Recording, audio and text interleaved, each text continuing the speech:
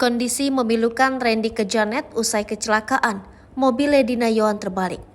Jelang sidang perceraian, Lady Nayoan dan Randy Kejanet mengalami kecelakaan tunggal di Jalan Tol Jati Bening, Bekasi, Jawa Barat. Bahkan mobil yang ditumpangi Randy Kejanet dan Lady Nayoan sampai terbalik akibat kecelakaan tersebut.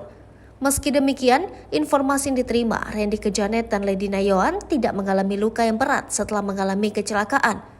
Diketahui, menjelang sidang mediasi perceraian yang diagendakan Rabu 2 Agustus 2023 di Pengadilan Negeri Bekasi, Lady Nayoan dan Randy Kejanet alami kecelakaan.